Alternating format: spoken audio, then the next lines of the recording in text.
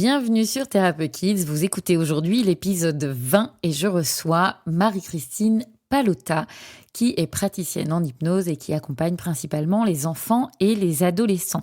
Au cours de cet épisode, vous allez en découvrir plus sur son parcours, puisque c'est une reconversion professionnelle après plusieurs années passées dans deux métiers différents précédemment. Et puis, Marie-Christine nous parle aussi bien de ce qui façonne l'accompagnante qu'elle est aujourd'hui, que des deux livres qu'elle a écrits et qui donnent à voir les coulisses de ce que peuvent être des séances d'accompagnement, notamment avec l'hypnose pour les enfants, les adolescents et leurs parents. Un grand merci encore à toi, Marie-Christine, pour ce bon moment partagé.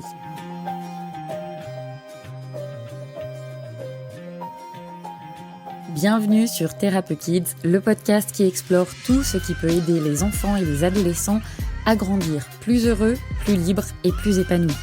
Que vous soyez professionnel de l'accompagnement, thérapeute, travailleurs sociaux, professionnels de santé, enseignants, ou encore que vous soyez parents, vous allez découvrir au travers d'interviews passionnantes des ressources dont chacun de vous pourra s'inspirer dans son quotidien, personnel ou professionnel, pour contribuer à la mission de Kiddy Mind, qui est celle d'accompagner les enfants à grandir plus heureux. Si vous ne connaissez pas Kiddy Mind, il s'agit d'une communauté et d'une plateforme en ligne dédiée aux professionnels de l'enfance, qu'ils soient débutants ou plus avancés dans leur pratique, qui les aident à développer leur expertise auprès des enfants, des ados et de leurs parents. Et si vous ne me connaissez pas encore, je suis Isabelle Ablin, la fondatrice de Kiddy Mind. J'ai été éducatrice spécialisée puis chef de service éducatif pendant plusieurs années, avant de me décider à quitter le secteur social et médico-social pour m'installer en libéral en 2016 en tant que praticienne en hypnose. Aujourd'hui, mon quotidien est exclusivement tourné vers la création de programmes et de contenus en ligne, avec toujours au cœur de ce que je partage, l'envie de montrer qu'on a toujours le choix, que tout est possible, sans dire pour autant que le chemin sera facile. Je vous propose donc de découvrir comment, en tant qu'adulte, vous pouvez dès aujourd'hui contribuer à avoir un véritable impact auprès de ceux qui seront les adultes de demain, avec l'épisode du jour.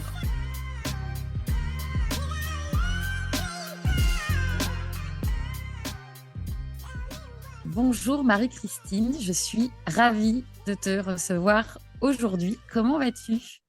Eh ben, très bien, bonjour Isabelle, je suis très très heureuse, c'est un grand plaisir d'être là avec toi et de pouvoir échanger aujourd'hui.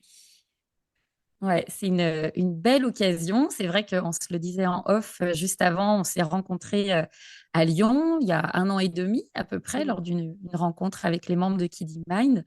Et on avait pu échanger, mais de manière très partielle. Et donc, c'est une belle occasion aujourd'hui d'en découvrir plus sur toi, sur ton parcours, sur les livres aussi que tu as écrits. J'aimerais bien que tu puisses nous en dire deux mots aussi à un moment parce que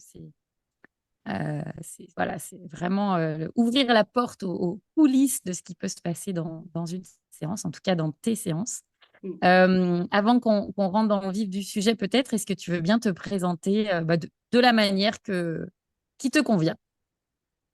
Alors, je suis Marc-Christine Pallotta, je dis la fée Clochette, je dirais. Voilà, j'ai envie de me Hmm, présenter euh, sous- à travers cette part de moi inconsciente qui accompagne les enfants, qui accompagne les adultes. Et c'est la petite fée Clochette qui va se présenter à toi aujourd'hui. ok. Comme je te disais tout à l'heure, je laisse faire les choses. Je n'ai pas envie de trop préparer avant. Et donc, c'est elle qui va répondre aux questions parce que c'est elle qui me guide à travers Hmm, ma pratique. ok. Voilà. Je crois que tu as un parcours, alors j'allais dire un peu atypique, au sens où tu as un parcours d'abord en tant que docteur en pharmacie, je crois, Oui, oui, c'est ça? Et puis, oui. à un moment donné, tu as basculé, en tout cas, ta route a pris un autre chemin vers l'accompagnement. Est-ce que tu peux nous en dire quelques mots?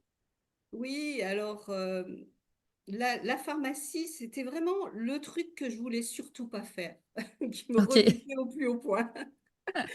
Je voulais être pédopsychiatre au départ. Enfin, mon idée, c'était de faire médecine et puis d'être pédopsie. Et bon, bah, les circonstances de la vie ont fait que j'ai rencontré quelqu'un Voilà. Et je l'ai suivi en pharmacie. Donc, je suis allée jusqu'au bout.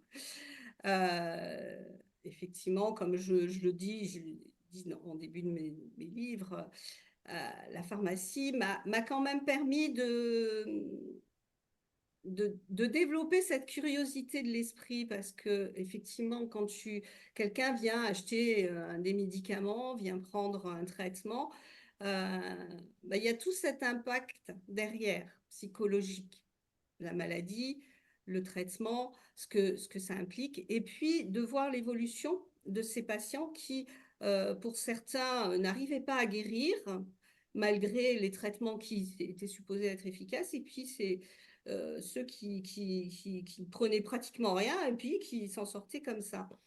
Et donc, j'ai poursuivi ce cheminement. Ça a été alimentaire, je dirais, la pharmacie. Et je me suis dit, qu'est-ce que je pourrais faire d'autre? Bon, j'ai eu, euh, pour la faire brève, euh, suite à un DU de cosmétologie, parce que je voulais vraiment sortir de là et faire autre chose, j'ai enseigné à des BTS, à des CAP. Et le fait de transmettre, le fait d'enseigner, de trouver des choses qui pouvaient faciliter l'apprentissage de ces élèves-là, euh, m'a vraiment portée. Et je me suis dit, bah, pourquoi pas passer le concours de professeur des écoles. Alors, Hmm. j'ai hésité entre le concours de prof hein, pour enseigner euh, la biologie ou enfin voilà les matières au collège ou au lycée. Et puis non, j'avais plus envie des tout petits.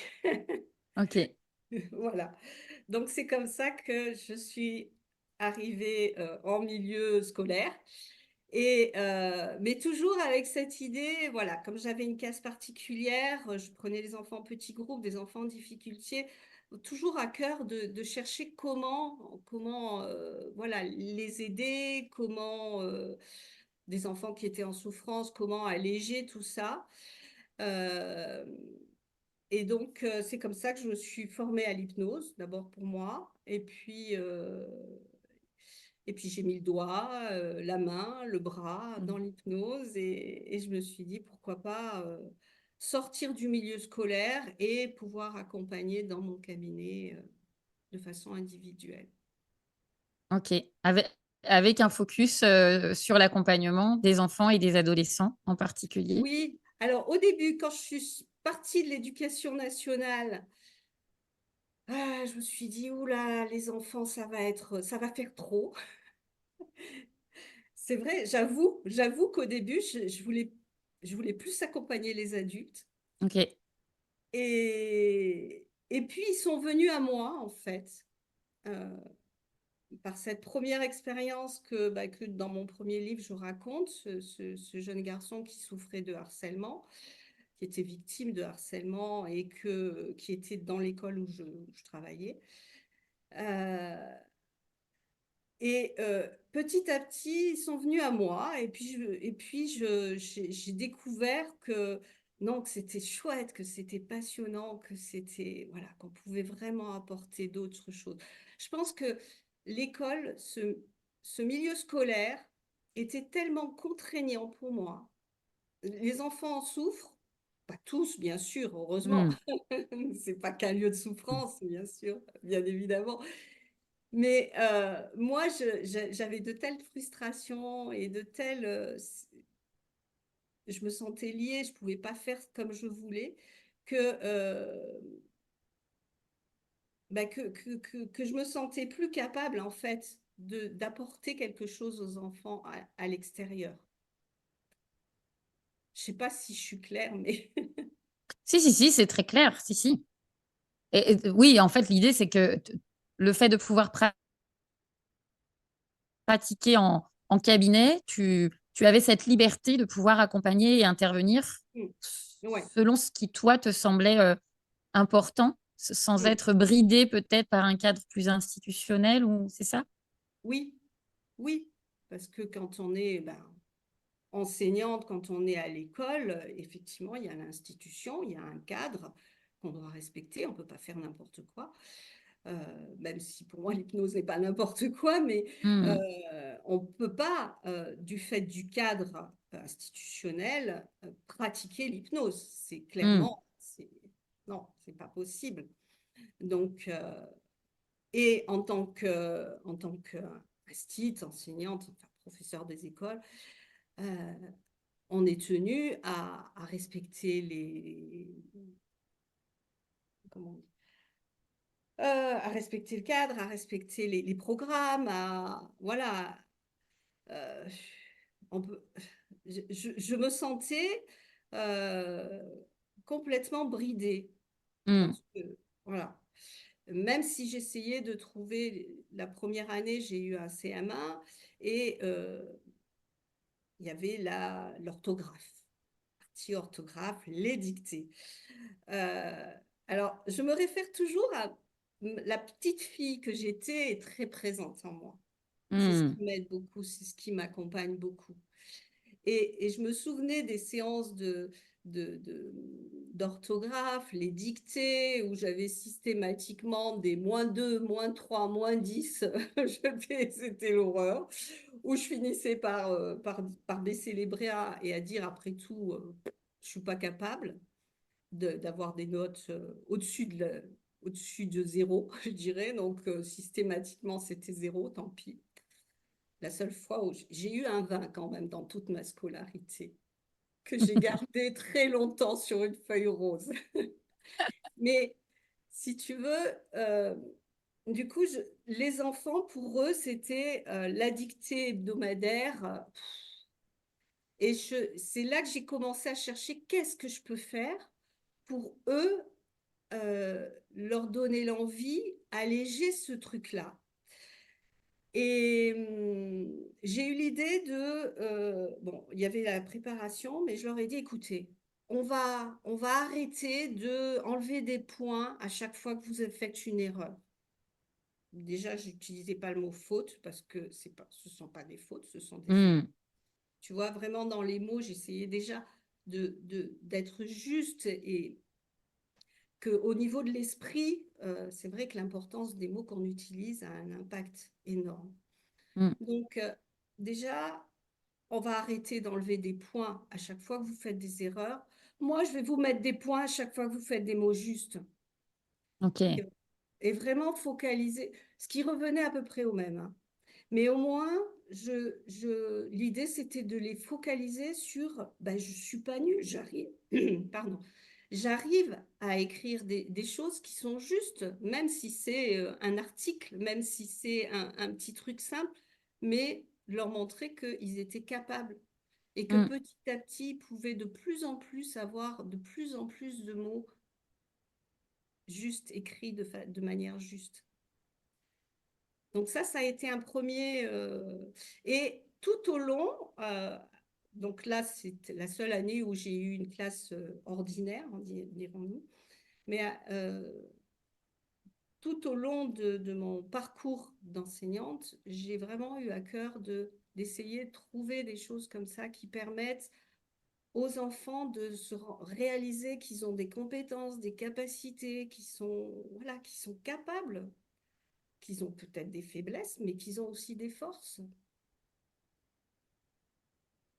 Ouais, complètement. C'est chouette cette idée de se dire, bah, finalement, peu importe le cadre dans lequel j'évolue, les contraintes que j'ai liées au programme, etc., c'est comment toi aussi tu choisis effectivement sur quoi tu choisis de mettre le focus pour que les enfants aussi puissent euh, non pas se concentrer sur ce qui est compliqué pour eux, mais Mm. plutôt sur ce qu'ils savent déjà faire. C'est une belle métaphore aussi avec la manière de voir la vie, hein. C'est comment, à un moment donné, tu te concentres uniquement sur sur ce qui est compliqué, sur ce qui est difficile, ou au contraire, quand tu mets le focus sur tout ce que tu sais déjà faire, en te disant, OK, finalement, j'ai quand même plein de compétences. Et donc, oui, il y a des choses qu'on ne sait pas faire, mais c'est normal, en fait. On est en apprentissage au final. Donc, c'est OK, donc du coup, oui, un parcours, ouais, petit à petit, effectivement, là, qui t'amène à te dire, bah, c'est chouette de travailler avec les enfants et Mm. les adolescents. Et puis donc tu quittes, tu t'installes en cabinet. Oui, alors les premiers temps, je suis passée à mi-temps Mhm. pour, voilà, pour développer mon cabinet. Puis après, je suis arrivée à quitter l'éducation nationale, ce qui n'est pas une petite affaire. Ouais, j'imagine. Ils ne nous laissent pas partir comme ça, je dirais. Mm, mm, mm, mm. Et voilà, pour vraiment me consacrer à plein temps à mon cabinet. Et là, alors, qu'est-ce qui change? Le fait que ce soit le cadre que toi, tu décides de poser, qu'est-ce que toi, ça te... euh, c'est- qui est-ce que ça te permet d'être, j'ai presque envie de dire, tu vois, dans ce cadre que tu choisis, et qu'est-ce que ça permet d'autre dans ce que tu peux proposer aux enfants que tu reçois? Bah, déjà, ça me permet d'être libre de ce que je propose, vraiment, vraiment. De ne pas avoir cette arrière-pensée, attention, tu peux pas faire, voilà, attention, il faut euh, que, que, que restes dans le cadre, que tu... Alors, je dis pas que je déborde du cadre parce que j'ai mon cadre à moi, mais ça permet de me sentir libre de ce que je fais. Euh, et aussi de pouvoir avoir cette relation avec les parents parce que euh, quand on accompagne un enfant, on n'accompagne pas que l'enfant, on Hmm, accompagne les parents. C'est un ensemble, hein. Et de pouvoir aussi agir, avoir une action au niveau des parents que tu ne peux pas faire quand tu es à l'école. hmm. Oui, c'est pas le lieu en même temps. Enfin, Oui, c'est pas c'est, le voilà, lieu. ouais, ouais, ouais. Tout à fait, tout à fait. C'est pas le lieu. Donc, euh, et donc moi je trouve que c'est fabuleux. Ouais, complètement. Et comment tu as vécu, toi, ce passage de docteur en pharmacie, professeur des écoles, et puis tu arrives en cabinet. Euh, Tu vois, autant, j'imagine, dans les deux professions d'avant, bah voilà, tu as un cadre qui est là et qui, alors, avec ses bons et ses moins bons côtés, mais qui, d'une certaine manière, quand même, te drive. En tout cas, tu sais où tu dois aller. Comment est-ce que toi, tu vis le fait de te retrouver à pouvoir faire ce que tu veux, entre guillemets, bien évidemment, mais en tout cas, poser ton cadre de la manière dont tu le souhaites, en fonction de ce qui te paraît important. Euh, Tu vois, quels sont est-ce qu'il y a des garde-fous que tu te mets? Est-ce que tu mets en place certaines choses pour parce que effectivement, le gros avantage d'être seul en libéral, c'est de pouvoir travailler comme on le souhaite. Et en même temps, pour autant, tu le disais très bien tout à l'heure, on ne peut pas faire n'importe quoi non plus.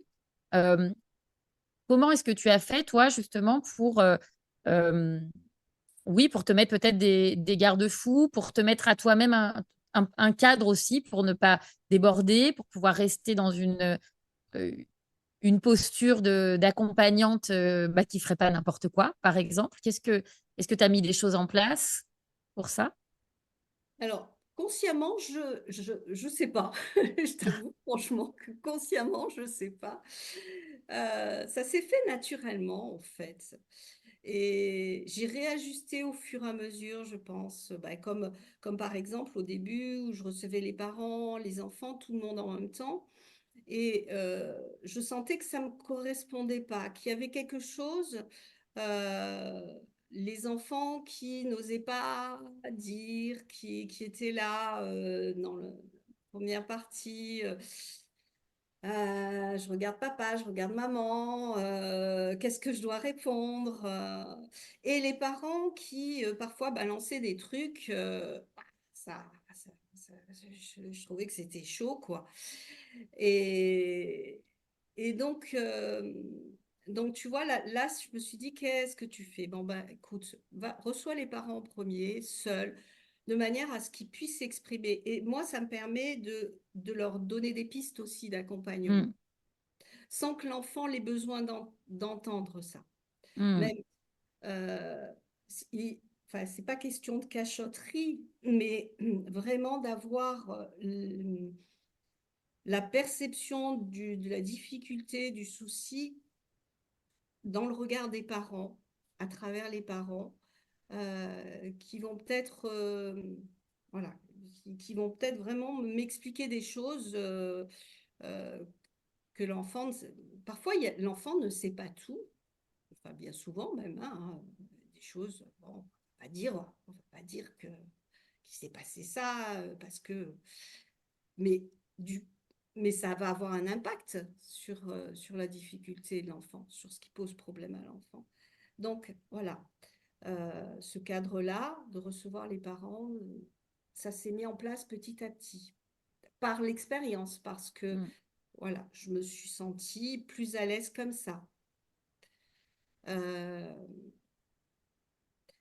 je dirais, au fur et à mesure, au début, j'avais encore ces réflexes de l'institution de attention, tu peux pas tout dire, tu peux pas tout faire, tu dois rester vraiment dans le cadre, dans les limites. Et, et par rapport aux enfants, par rapport aux parents, je me restreignais. Je me disais, attention, tu peux pas plaisanter, par exemple.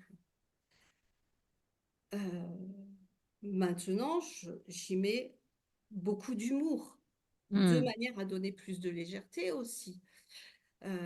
Alors ça, c'est propre à moi, hein. Peut-être Oui, oui, bien sûr. des croyances là derrière, je ne sais pas. Euh, mais je m'autorise à ça, que je ne m'autorisais pas au début, Mm. tout en restant dans cet humour. euh, euh,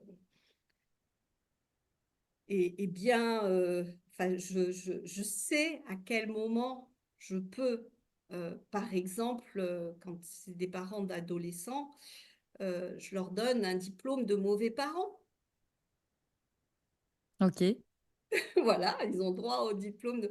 Mais je ne vais pas le faire avec tout le monde. Euh, Parce que il peut y avoir une souffrance. Oui, j'ai raté quelque chose, je sais pas, je sais plus comment faire, euh, je- ouais, je sais plus comment l'accompagner. J'ai raté quelque chose dans mon éducation. Euh, donc il y a de la culpabilité. Mais justement, pour repasser pour alléger cette culpabilité, pour permettre de déculpabiliser en quelque sorte. Oui, non, vous avez fait du mieux que vous pouvez. Mais vous dites, quand tu dis ça à un parent, vous avez fait du mieux que vous avez pu. Bon, oui, ok, elle est bien gentille, mais bon, ça ça résout pas mon histoire. Euh, je leur dis, voilà, bah oui, vous avez raison. Moi aussi, je suis une mauvaise mère et j'ai un diplôme pour ça. Et est-ce que vous le voulez, ce diplôme? Et là, je sors mon diplôme de mauvais parent. Comment c'est reçu ça par les parents? C'est bien reçu. En général, c'est très bien reçu. Parce que je le fais au moment où je sais que ça va être bien reçu. Mm. Mm. Euh, c'est pas tout le monde n'y a pas droit. Il faut le mériter. Donc, oui, c'est bien reçu parce que sur ce diplôme, il est écrit que malgré tout ce qui a pu être mis en place, malgré toute la bienveillance, malgré, etc., mon enfant m'échappe en fait. Mm. Donc, ouais. Oui, j'allais dire c'est intéressant parce que je trouve que dans ce que tu décris, ça donne à voir ce processus où, au départ, on n'ose pas trop et on va peut-être accompagner de la manière dont on imagine qu'il faudrait accompagner. Et puis, voilà, ce qui est intéressant, tu vois, moi, je suis vraiment une fervente euh, défendresse, est-ce que ça se dit comme ça? Je ne sais pas. En tout cas, du passage à l'action, vous aurez compris l'idée. Et je trouve que c'est vraiment en passant à l'action que, bah, voilà, on teste, on se dit, bah, ça me correspond, ça me correspond moins. Et puis, on évolue aussi, on s'autorise plus de choses. Et peut-être aussi que ce cheminement, ça permet de s'autoriser à accompagner davantage avec qui on est. Tu vois, ça, c'est quelque chose, moi, dont je parle beaucoup parce que je trouve que c'est compliqué d'être toujours planqué derrière le masque de l'accompagnant, quel qu'il soit, et que pour autoriser l'autre aussi à enlever le masque avec lequel il arrive, eh bien, on a, en tout cas, ça c'est ma conviction, hein, c'est pas du tout une vérité, mais c'est ma conviction, mais il me semble qu'on a aussi à, à s'autoriser en tant qu'accompagnant à enlever son propre masque aussi, à pouvoir accompagner avec notre propre histoire, avec la petite fille qui est là à l'intérieur de nous, ce dont tu parlais tout à l'heure. C'est quelque chose qui me parle beaucoup aussi, tu vois. Euh, donc, ouais, merci pour ce cheminement, parce qu'on voit aussi comment, en passant à l'action, en testant des choses, tu t'es autorisé probablement de plus en plus à faire en fonction de qui tu es, de ce qui te correspond aussi. Tu vois, même quand tu dis au début, je recevais tout le monde, et puis finalement, ça a évolué. Mm. C'est intéressant. Oui. Ouais. Et ce qui a fait le déclic, je dirais, quand on parle d'enlever le masque et de s'autoriser à être qui on est, euh, ce qui a fait le déclic, c'est un atelier pendant le confinement. J'avais proposé un atelier sur les émotions euh, par Zoom. Et donc, j'avais eu pas mal de monde, dont une collègue euh, qui, à la fin, son retour, ça a été, tu vois, j'ai trouvé, il était très bien ton atelier, mais tu parles de ton expérience, de tes peurs, puisque au début, j'avais dit, bah oui, faire un atelier par Zoom, bah, c'est la première fois que je le fais, donc ça parle des émotions, bah, moi j'en ai des émotions. Et j'ai peur voilà, Mm. j'ai des peurs, des désirs derrière. Et elle me dit, ça fait pas très professionnel. Ok. Et ça m'a fait le déclic. Mais qu'est-ce que ça veut dire qu'est-ce que ça veut dire être professionnel?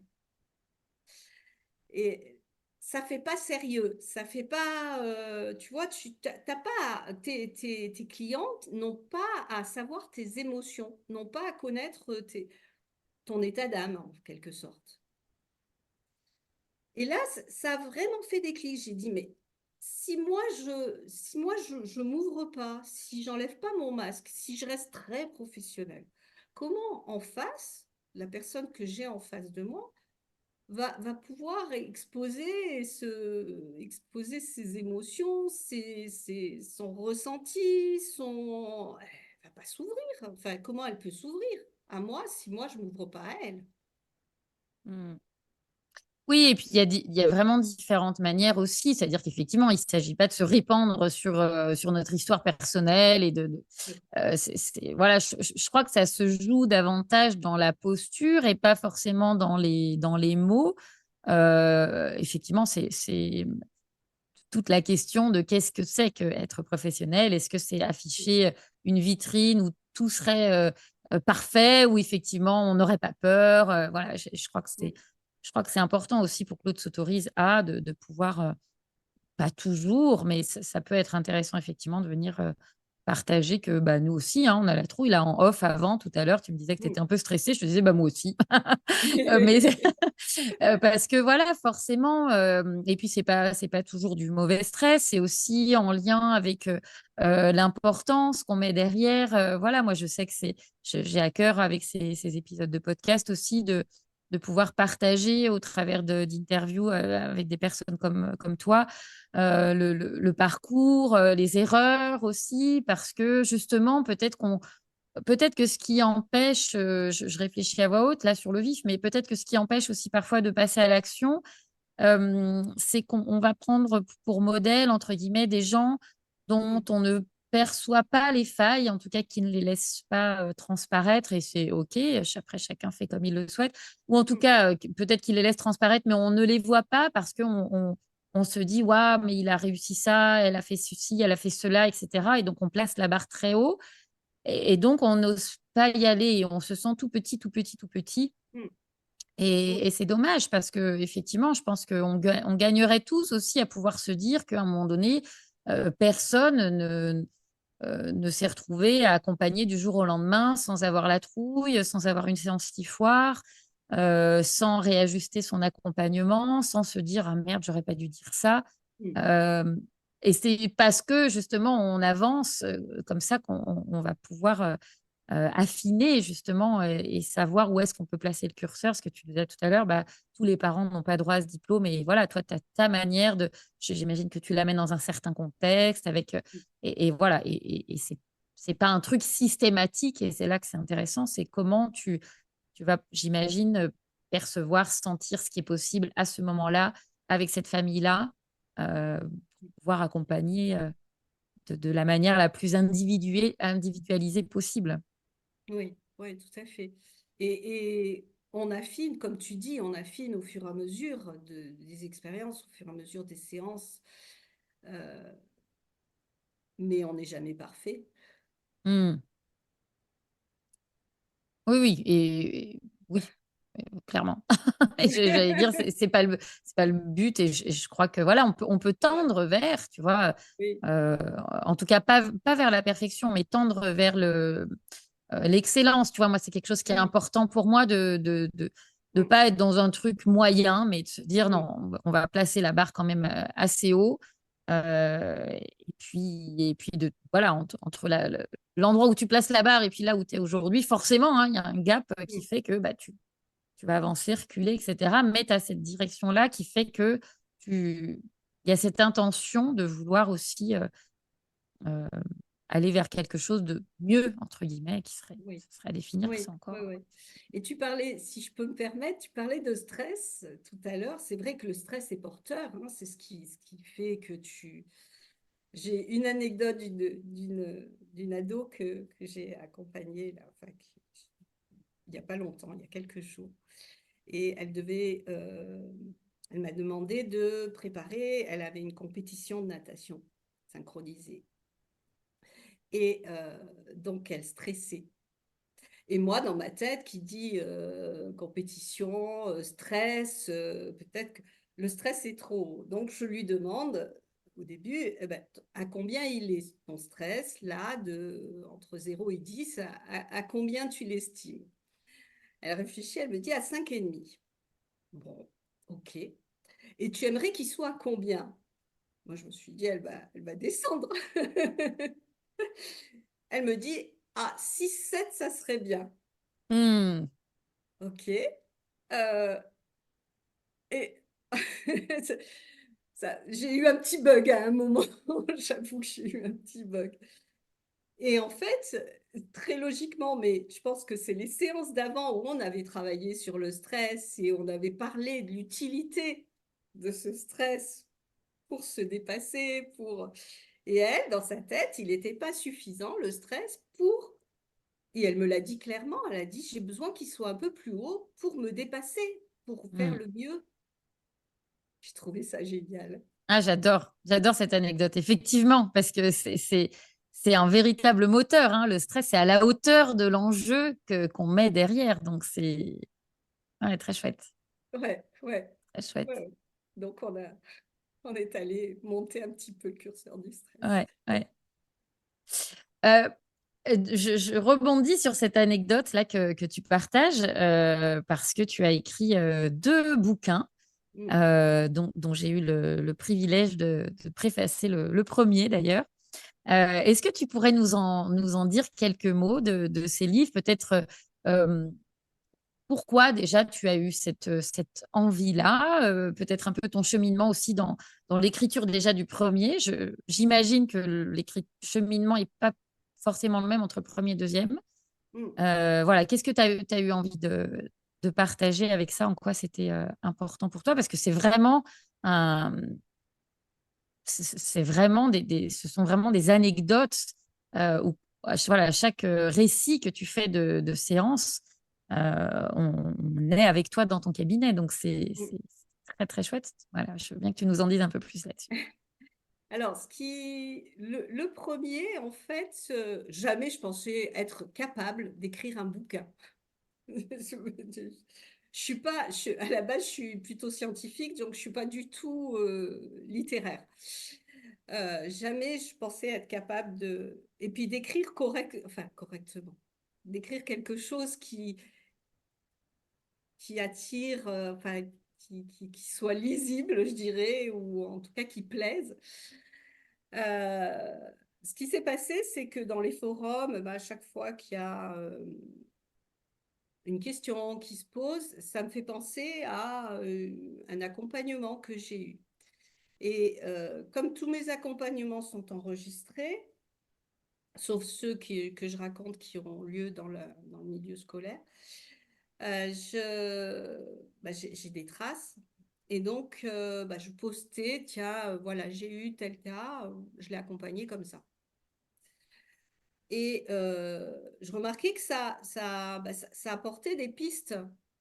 Bien sûr, pas pour faire comme moi, parce que chacun est différent, mais en tout cas, ça pouvait donner des pistes. Et j'ai commencé à écrire, à les mettre sur papier, ces accompagnements. Et puis, bah, c'est venu comme ça, en me disant, bah, tiens, après tout, pourquoi je l'écrirais pas, pourquoi je les réunirais pas dans un livre? Euh, et puis, en me disant, bon, bah, je vais l'écrire et puis on verra bien. Déjà, ça sera pour moi. Moi, ça me permettra de prendre du recul aussi, hein, parce que quand on réécoute les enregistrements, surtout les premiers, ceux qui ont lieu voilà, il y a quelques années, ça, je me disais, ah, qu'est-ce que tu as fait là? Pourquoi tu as fait ça? Oh, maintenant, j'aurais fait comme ça. Enfin, ça te permet aussi d'évoluer dans sa propre vie. Hmm. Et puis, en fait, ben, comme l'hypnose, tu vois, le doigt, la main, le bras, puis je me suis prise au jeu en me disant, bah tiens, finalement, ce que tu écris, c'est pas si mal que ça. Tu es peut-être capable de faire un truc sympa. Bien sûr que j'aurais pas le Pulitzer, ou j'aurais pas... Bon, on s'en fout. Donc c'est comme ça que le premier a été écrit au fur et à mesure. Euh, de- Et puis, en recherchant dans les livres, pour moi, hein, pour avoir des idées, pour affiner ma pratique, je ne trouvais pas, oui, il y a beaucoup de bouquins sur les protocoles qu'on peut utiliser avec les enfants, sur les histoires métaphoriques, mais pas de livre qui raconte comment on fait une séance, comment ça se passe en fait. Et je me suis dit, ça peut être intéressant. Hmm. Ça peut apporter à d'autres, voilà, de montrer comment moi je fais, en tout cas comment je fais. Hmm. Euh, je n'ai pas la prétention d'être un modèle. C'est juste, voilà, juste ma façon de faire. Et, Et puis aussi, j'ai une collègue qui a lu mon premier bouquin et qui m'a dit, et ça c'est chouette, elle m'a dit, tu vois, je débute, je n'ai pas encore beaucoup d'accompagnement d'enfants, mais à chaque fois, j'essayais de préparer, voilà, j'essayais de faire au mieux, mais d'être par rapport aux cours que j'ai eus, les protocoles. Et elle me dit, le fait de lire ton livre, eh ben ça a débloqué quelque chose en moi. Je me suis dit, allez, laisse-toi laisse-toi mener, porter, et à chaque enfant, chaque séance est différente. Donc, tu as des outils, tu as appris plein de choses. Laisse-toi aller. Et elle m'a dit, ça m'a vraiment, vraiment débloqué. Hmm. Donc, donc l'idée aussi était un petit peu de ça, de dire, bah tiens, on fait avec qui on est, et puis parfois ça peut foirer, parfois ça peut, bien sûr que, en général, c'est des belles histoires qui terminent bien, je dirais. Mais, mais derrière tout ça, oui, il peut y avoir des doutes à certains moments, il peut y avoir, et puis on se trompe, et puis on, on essaye autre chose.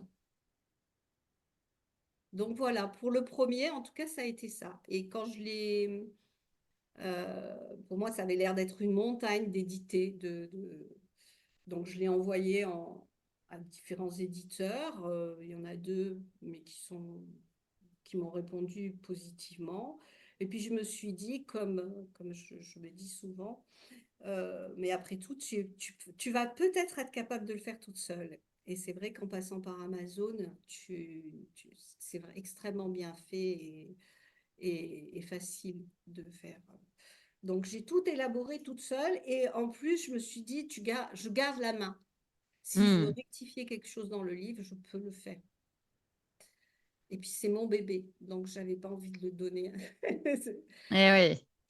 Ouais, ce sont deux démarches différentes, effectivement, avec des Des éditeurs, éditeurs, voilà, ou de le faire à titre personnel, effectivement. Ouais. Là, les éditeurs qui t'avaient répondu positivement te disaient qu'effectivement, tu avais l'impression de perdre la main ah dans oui, les. tu perds la main. Tu Ok. perds la main euh, complètement. Tu leur vends en fait. Hmm. Et ils te reversent des dividendes, mais tu leur vends. Donc, et puis c'est pas dit qu'ils soient plus diffusés que par soi-même. Parce que quand tu n'es pas connu, faut pas se leurrer, hein. Hmm, hmm, hmm, hmm. Donc voilà. Et vraiment, la sensation, quand il est sorti, de confier mon bébé, et à un moment, j'ai vraiment flippé de me dire, là, tu t'es mise à nu quand même, Marie-Christine. Tu-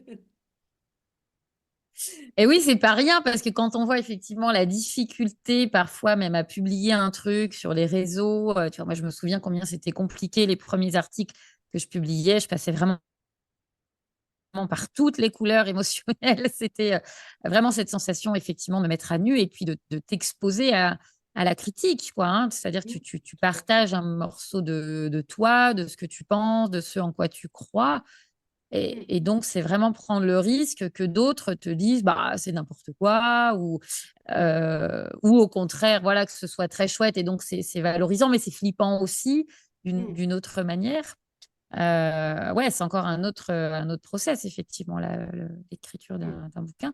Mais bon, il a été plutôt très, très bien accueilli, je crois, hein, en tout cas, Oui, des retours que j'en oui, ai. Et c'est vrai que bien moi, accueilli, oui. ouais.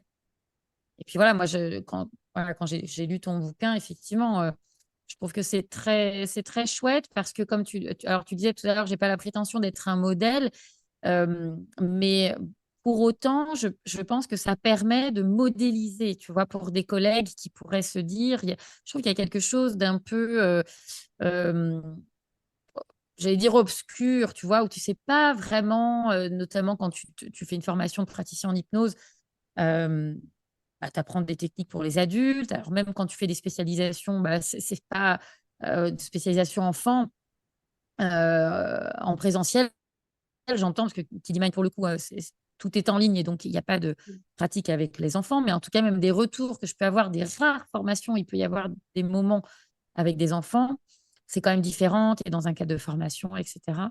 Et donc, c'est compliqué, je trouve, de se retrouver, hein. Souvent, on entend les jeunes praticiens qui disent d'ailleurs, moi, ce qui me fait plus flipper, c'est les parents. Je ne sais pas comment accompagner les parents. Et comme tu disais très justement tout à l'heure, effectivement, on n'accompagne pas les enfants sans prendre en compte mm, l'ensemble du système familial.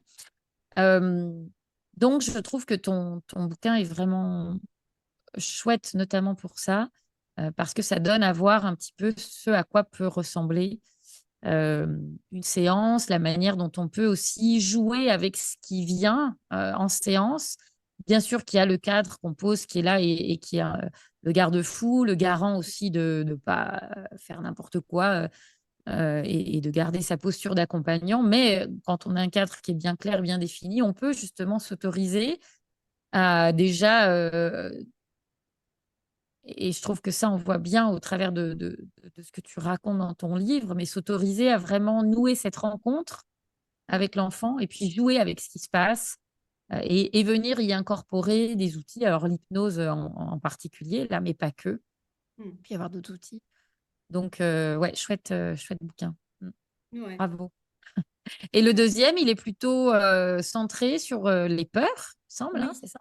oui, oui, oui. Alors, une fois que j'ai eu fini le premier, ça m'a demandé tellement de travail. Je me suis dit, je pense pas qu'il y en aura un deuxième. Et puis, en fait, Je sais plus comment il est venu. En plus, il est sorti à peu près à la même période, un an d'écart. Mais pareil, j'ai recommencé à écrire, à transcrire des séances. Et puis, je me suis dit quand même, la peur, c'est quelque chose qu'on retrouve pratiquement dans toutes les difficultés, dans toutes les problématiques, hein. Euh, je me suis formée à la théorie polyvagale et tu vois, et, et je me suis dit, ben, pourquoi pas effectivement un deuxième exemplaire qui est axé vraiment sur l'accompagnement de ces peurs. Même derrière une difficulté qui paraît autre, euh, bah derrière, il peut y avoir une peur cachée Hmm.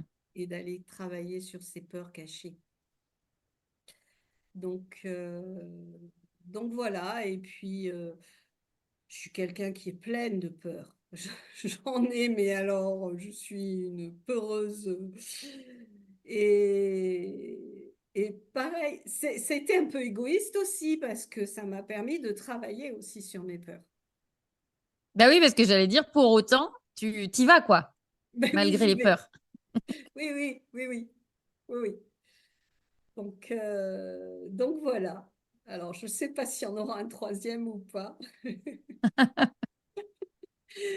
mais peut-être différent. J'ai commencé à écrire, mais cette fois sous forme de roman, peut-être de Ok, roman.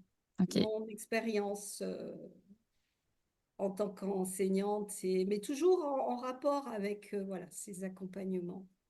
Hmm. Mais ça fait que commencer, hein. Je m'engage pas là. Ah, c'est le début du chemin. Le début du chemin. Puisqu'on parle de livres, est-ce que toi, tu aurais un livre ou une ressource qui t'a particulièrement marqué dans ton parcours d'accompagnante ou qui t'a en tout cas aidé sur ce chemin de l'accompagnement que tu aimerais partager? Ah, j'ai un livre, mais qui n'a rien à voir avec l'hypnose, euh, mais plutôt avec la résilience euh, mais qui m'a beaucoup aidé dans le sens où alors attends, faut que je le prenne. Non, je vais pas te parler de celui-là. Non, parce que c'est le livre de Roger McDowell, qui est euh, qui avait été conseillé lorsque j'ai fait la formation sur les projections et les ombres avec Daniela Litoyu, qui est Mhm. psychanalyste, et qui nous en avait parlé sur les systèmes de projection, qui m'a beaucoup aidé d'ailleurs Ok. dans ma pratique, parce que c'est important d'avoir connaissance de ça. Euh, Cet homme a été, enfin, est depuis 30 ans dans les couloirs de la mort aux États-Unis pour un crime qu'il n'a pas commis, mais Hmm. il s'est accusé à la place de son frère. Ok. Et il raconte, c'est à travers des lettres, comment tu peux en vouloir, enfin les couloirs de la mort au Texas, je crois que c'est au Texas, enfin dans les pires prisons des États-Unis, il a subi des trucs terribles. Mais comment il est toujours plein d'amour et comment il arrive, malgré malgré tout ce qu'il a subi, à ne pas détester les gardiens, ceux qui l'ont enfermé, tout ce cheminement intérieur pour arriver à la paix intérieure. Hmm. Ça n'a rien à voir avec l'hypnose, avec les enfants et avec les accompagnements, mais je pense que euh, c'est ce qui m'a aidé dans mon cheminement intérieur. Ok. Euh, après, après j'aime beaucoup les livres de Laurent Gounel. Hmm. Il m'inspire. Il Ok. y en a plein, hein, mais bon, voilà, Oui, j'imagine. il y en a plein. Mais en tout cas, dans ceux qui m'inspirent et qui me font avancer et qui peuvent me donner aussi des idées et des, voilà, c'est Hmm, ce genre de livre. Je suis ok, plus. ok. euh, Ce qui m'inspire plus, ce sont les romans, tu vois, des Hmm, histoires à travers des romans. Euh, ok. voilà. Hmm. On arrive tout doucement à la fin de ce podcast. Oui, Euh, qu'est-ce qui, en quoi c'est important pour toi d'accompagner les enfants à grandir plus heureux? parce que ce seront des adultes plus tard. Hmm, Ce seront des adultes et on voit tellement d'adultes qui sont mal dans leur peau, mal dans leur tête et toutes les conséquences que ça peut engendrer sur. Je me dis que si les enfants ils grandissent en étant bien, en ayant des outils, ça va faire un monde meilleur, je dirais. J'adore ce film, Un monde meilleur. Je sais pas si. hmm. Non, je l'ai pas vu. Eh ben, écoute, c'est vraiment un film, s'il y a vraiment un film à voir, ça part de l'enfant. Comment un enfant peut changer le monde. Hmm, je note. Merci pour cette ressource. Oui, je crois que c'est un monde meilleur, ça s'appelle, cette Le histoire. titre me parle, donc ouais, Oui, j'irai voir. Merci. Ouais. oui, oui, oui. Voilà, je me dis que les enfants peuvent, ce sont les enfants qui changeront le monde. Et oui. Donc, donc oui. Puis c'est tellement chouette de travailler avec eux. Encore une fois, j'en reviens à ma fée Clochette et à ma petite fille. Avec eux, je peux être cette fée Clochette, cette petite fille. Et laisser, laisser, laisser leur imagination. Euh, oh, si je peux me permettre, juste pour finir, une petite Je anecdote t'en encore. prie. Les enfants, parfois, trouvent des solutions qui peuvent être complètement farfelues, enfin, en tout cas pour les adultes que nous sommes, dire, ouais, attends, ça va, quoi. Et à chaque fois, je me rappelle, quand j'avais 6, je devais avoir 6 7 ans à peu près, j'étais malade en voiture, j'avais le mal des transports, mon père avait une DS à l'époque, donc les vrais bateaux, quoi. Et j'étais malade. Et je sais pas, quelqu'un avait dit à mes parents, bah écoutez, il y a un truc qui fonctionne vachement bien, c'est vous achetez une botte de persil fraîche et vous lui mettez autour du cou. Et vous verrez, ça fonctionne. Et donc, moi, j'étais persuadée qu'avec ma botte de persil autour du cou, j'aurais plus de nausées, j'aurais plus le mal des transports. Donc, à chaque fois qu'on partait en vacances, je me baladais avec une botte de persil autour de cou. Je ne sais pas si tu imagines le tableau. Mais n'empêche que pour moi, ça avait été une solution très efficace. Ok. Donc, à chaque fois que... et puis, j'avais pas du tout honte. Hein. J'étais très fière de ma botte de persil. Et à chaque fois qu'un enfant amène une solution qui paraît complètement farfelue, je me rappelle de cette botte de persil. Et je dis, Hmm, il y a pas de, il y a pas de solution farfelue. Il y a pas de limite. hmm. Ouais, tout à fait. Il n'y a pas de solution farfelue. Je te rejoins complètement. Merci beaucoup, Marie-Christine. Est-ce que tu souhaites ajouter un mot pour conclure, peut-être quelque chose qui te paraît important de partager? Un mot, prendre du plaisir, Hmm. faire les choses avec plaisir. Et là, j'ai pris beaucoup de plaisir à partager ce moment avec toi. Écoute, plaisir grandement partagé. Merci beaucoup. Juste avant de conclure, où est-ce qu'on peut te retrouver? Je crois que tu es sur Facebook. Qu'est-ce que Oui, je te mettrai le lien de toute ouais, sur Facebook, j'ai mon façon. site internet. Euh, Et puis sur Amazon, tes bouquins, tapez Sur Marie-Christine Amazon, des Pallotta. bouquins. Et j'ai une chaîne YouTube voilà, sur laquelle on retrouve des séances audio que j'ai enregistrées pour les enfants. Ok, Voyage magique, voyage au pays des émotions, euh, et puis voyage au pays des trésors. Et le dernier sur le sommeil, voyage au pays du sommeil et des rêves. Et puis, j'ai fait aussi toute une série de vidéos sur le harcèlement, finir avec le harcèlement scolaire, qui s'adresse vraiment aux ok, adolescents et aux parents aussi. super. Bah, je mettrai Euh, voilà. les liens de toute façon en description du podcast. Merci beaucoup, Marie-Christine. En tout cas, j'ai Oui, pris aussi beaucoup de plaisir. Et puis à très moi bientôt. aussi. À très bientôt. Au revoir. Avec plaisir. Ciao, ciao.